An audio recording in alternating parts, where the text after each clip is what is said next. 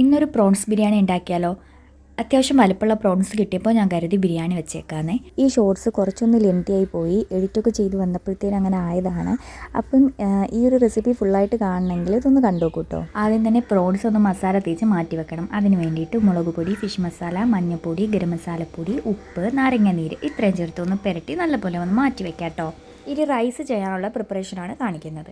അപ്പോൾ റൈസ് ചെയ്യാനുള്ള ഒരു പാത്രം എടുത്തതിന് ശേഷം ഗീയോ ഓയിലോ എന്ത് വേണമെങ്കിലും ഉപയോഗിക്കാം. അതുപോലെ തന്നെ സ്പൈസസ് ഇട്ട് ക്യാരറ്റും കൂടി ഇട്ടോ കേട്ടോ. അതുപോലെ നല്ലൊന്ന് വഴറ്റി വരുമ്പോഴത്തേനും ആവശ്യത്തിനുള്ള വെള്ളം ഒഴിച്ച് കൊടുക്കണേ. 1 കപ്പ് അരിക്ക് 1.5 കപ്പ് വെള്ളമാണ് ഞാൻ എടുത്തിരിക്കുന്നത്. ആവശ്യത്തിന് ഉപ്പ് ഇട്ട് അതൊന്ന് വേവാൻ വെക്കാം. റൈസ് വേകുന്ന സമയം കൊണ്ട് നമുക്കൊന്ന് സവാള ഒന്ന് വറുത്തെടുക്കണം കേട്ടോ. കട്ടി കുറഞ്ഞാണ് സവാള അരിയേണ്ടത്. അപ്പോൾ അതും അണ്ടിപ്പരിപ്പ് മുന്തിരിയും ആ എണ്ണയിൽ തന്നെ ഇട്ടൊന്ന് നല്ലപോലെ ഒന്ന് വറുത്തെടുക്കണേ. കഫ്സയൊക്കെ ട്രൈ ചെയ്തിട്ടുണ്ടെങ്കിലും ഈ ഒരു ബിരിയാണി ആദ്യമായിട്ടാണ് കേട്ടോ ചെയ്യുന്നത്. അതും പ്രോൺസിൻ്റെത്. അപ്പോൾ അതുകൊണ്ട് എനിക്ക് ആദ്യമൊക്കെ ഒരു ഡൗട്ട് തന്നെ ഉണ്ടായിരുന്നു, ശരിയായി വരുമോ എന്നൊക്കെ ഉള്ളത്. പക്ഷേ അടിപൊളിയായിട്ടുണ്ടായിരുന്നു കേട്ടോ.